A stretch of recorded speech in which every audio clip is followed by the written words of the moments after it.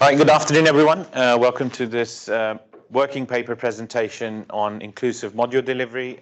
We've developed this on the back of two papers that we did last year for a conference where we were looking at how we can improve the engagements of students in the classroom setting.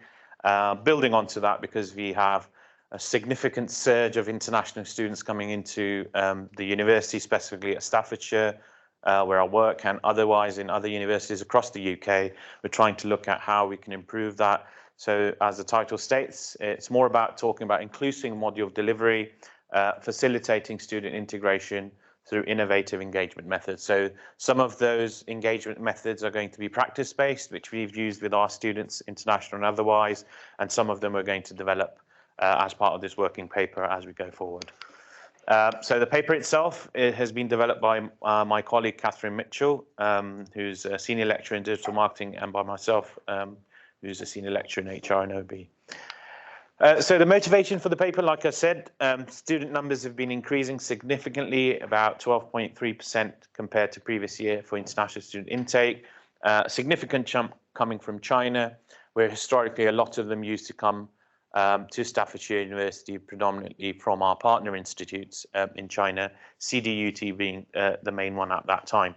But other than that, still, especially in the PG provision now, we've got a significant chunk of students coming from Pakistan, India, Bangladesh, and other places, which is not just us, but across the board. More so, I think, because of the post-study work permit opening up, we've seen a big surge of students coming in.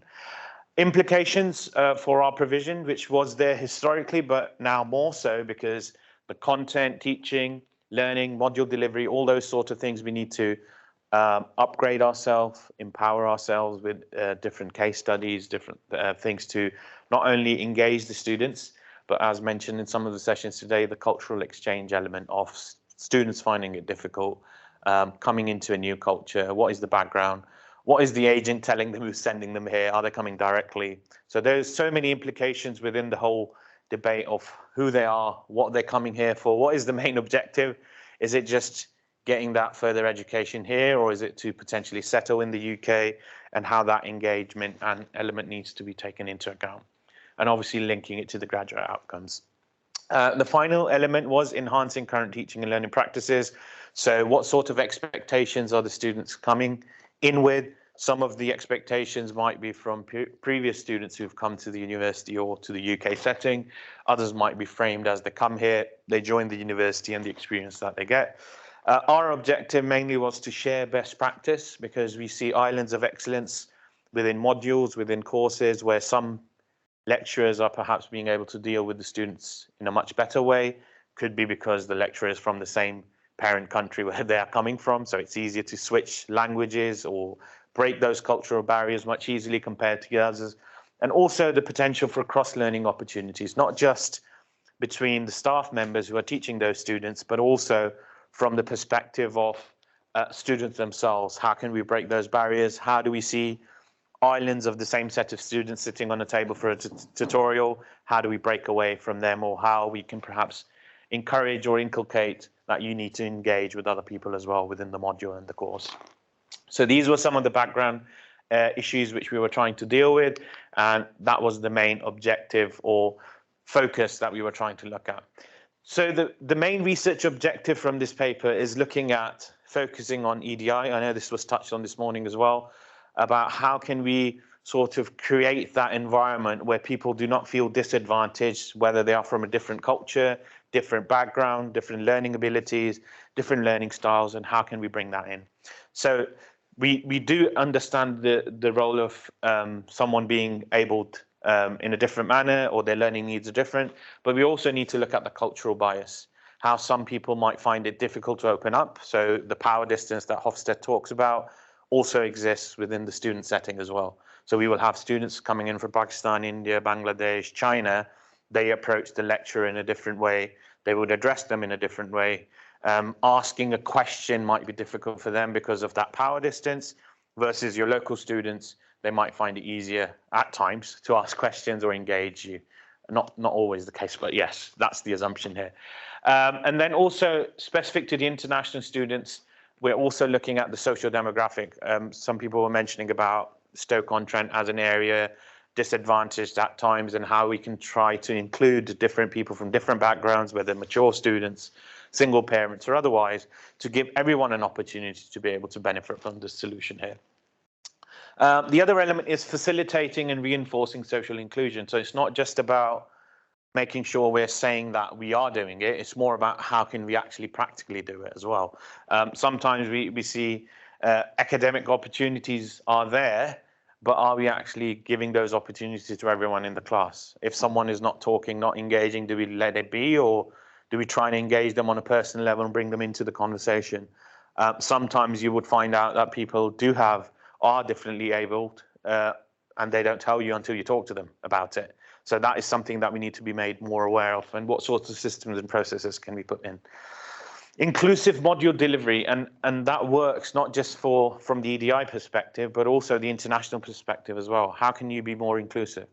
We saying Apple and Google and throwing company examples there is quite simple because we know, but a lot of people may not know about those companies. So we try and bring in examples of companies from China. As soon as you try bringing Alibaba and other things, it might open up more because they can affiliate and things like that.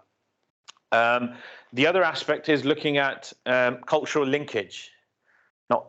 They are here for trying to upgrade their skill set, learn from the UK experience, but they're unable to do that if they live within the same sort of setting with their friends who are from the same country, who are from the same culture. They go to the same places. It's going to be very difficult for them to be able to actually benefit from the cultural experience. So what sort of systems, processes can we put in, either through the induction process, generally through the module delivery process, or even group work and things like that? And what do we need to do more to get them on board? Catering to linguistic and educational differences between diverse student groups. Again, this is something very interesting where we see a lot of memes where we talk about something somewhere, an emoji means something else versus an emoji in the UK. Similar with the class context. Me saying something in the English language, then they translate it into Urdu in their head and then they understand, or vice versa, is going to be very difficult. And there's this concept which I'll break on further, which is lost in translation at times, because they're thinking from their own perspective and you don't give them that break where they translate and get back to you and you're like, what's going on? Why haven't you responded yet? And that switches them off completely. So what sort of techniques do I or other lecturers I work with use to cater to that sort of scenario? Yep. So, can I ask you've got a question? With regards to the cultural linkage and the interventions that you consider to try and bring them into the module and into the culture of the country, have you considered if they have dependents such as child or care responsibilities? Because oftentimes that's, if not one of the biggest, if not the biggest barrier to sort of engage with those inclusiveness and those strategies to include them and to break those barriers. Sorry. Are you saying from a personal level or a classroom level? No, from a personal level. Obviously, we are discussing from the perspective of the classroom engagement and breaking that barrier. But when we encourage them to open up with other cultures and engage with other colleagues of theirs, we do encourage that. If someone has a family or a child and you also have kids, it's a good way to mingle. Food was something that I started to do in my classes, where in a tutorial session every 3 weeks I might ask them, okay, can you bring in your own food? And then we can share that food amongst other people. So food is a way to engage with people. And then maybe after that, we go for a social, have a chit chat or discussion. So it's not just you confining yourself to your own cultural boundaries, but also trying to explore. Because my argument to them was that you're here, you're spending this much amount of money. It's not just for the education, it's also for the experience. And until you get that experience, you won't get the full flavor. Because bear in mind, a lot of these Chinese students who come, they go back to China, they don't stay here. But when we look at India, Pakistan, Bangladesh, they are coming here, they might stay on. So we have to look at the demographic and the type of student as well. But I understand where you're coming from that point. Okay? All right. Right, so we looked at some of the literature. Like I said, this is a working paper which we're trying to develop, and then hopefully going forward during the summer, we're going to apply for the ethics and start to collect some data. But as of now, we're trying to tap into, as an experiential perspective, what we've been doing in the past. I've been here 6 years, so in the past 6 years, being an international student. I'm originally from Pakistan, but I've grown up here, so I'm sort of a hybrid in that sense. And switching between 3 different languages when you're talking, is it easier to speak in their language or communicate and get things understanding, or do we need other options? So that's one aspect. So one aspect obviously is the literature talks about technology enhanced learning, how we can use video technology, video aids, and provide different experiences. Again, something that we've learned, which we normally by default we're biased, where we put on a video in class and assume everyone's getting it. I've started to use subtitles in videos, because a lot of times the international students, because the language of the video and the sound is so distracting, they don't actually follow what the video is about. So having just subtitles there, this was based on student feedback of international students, and they said if you put on the subtitles, it makes our life much easier. And where I've got a predominantly Chinese class, I might put the subtitles in Chinese, and it works significantly better. Yeah, so these are some of the things. And then, feedback such as you speak too fast, so I can pace down, break down, change my accent, make it simpler. All those sorts of techniques are, again, they are depending on the type of class you have. You can't do it in every class, but you can only do it if you know your students. Innovative engagement methods. So engagement is predictive of grades. We're not just necessarily saying engagement in terms of someone is here and that's engagement. From my point of view, no. From my point of view, the first engagement is you being here in class. The second and third levels depend on you're here, you have read before you've come, you are actively participating in class, which means looking at the slides, not on your phone, you're making notes, you're asking questions. Even if you're not asking questions, you're actively engaged. You can see from body language how engaged you are, your eye contact, all those sort of things make a big difference. And in addition to that, what we've started to do as well is, if students are finding it difficult to ask questions, I normally circulate a piece of paper and say, if you've got a question, put it down. You don't have to put your name down. Because a lot of times international students might struggle with the fact, or people who have special needs, that if I ask, that might be a stupid question. What everyone else is going to think about it, right? So I understand the need to use technology, but sometimes simple techniques like a piece of paper or other things might help more. Because normally what used to happen when I started teaching about 6 years ago, at the end of a session, if I had about 130, 40 students in the class, I would have 15, 20 Chinese students standing there at the end of the class with a list of questions, which are never asked in class because they were too shy. So to get rid of that, I would say I'm not going to answer any questions at the end of the class. If you have a question, write it on the piece of paper and ask, or I'll go around in the class and answer those questions to get that fear away from them. Okay. So these are some of the techniques.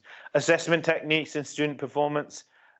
Working with students to explore inclusive assessment, so not just theory-led assessment, but also student-led as well. Some things might work better in a certain student setting. A case study might work. So again, this is something that you learn as the module progresses. So if you're teaching on the same set of modules over the years, you would know what works better. Case study, should I have an exam? Should I have a reflective piece? What is it which works better? The other thing is inclusive module delivery. So when I said inclusive, it's not just inclusive from the perspective of making sure you are putting things out there in all different formats, like it was mentioned this morning about using Microsoft Word, but also the type of font you use, the type of language you use. I mean, there's even research when you're marking an exam, don't use a red pen, because that sort of influences negativity in the mind of the student. Use a neutral colored pen, because when you immediately use red, even if it's a tick of saying you've done well, it goes in negative. The research suggests that. So make sure you use blue or green or other colored, because it makes it easier for the reader, but then we have to be conscious of color blindness and other things. So I'm just saying you can't tick all the boxes, but at least where you can make differences. How you give feedback, right? Start with the positive, then build in the constructive feedback. If you straight away say, oh, what is this? What have you done? Or that sort of approach. But again, these are things and techniques you learn as you go forward. Sometimes the international students might want that feedback because they've always been used to that feedback. Or they find it difficult to be critical because they've never been taught to write critical, right? Because if they write critical, they might think that we're challenging authority, which they don't want to do. So these are some of the barriers which we have to break.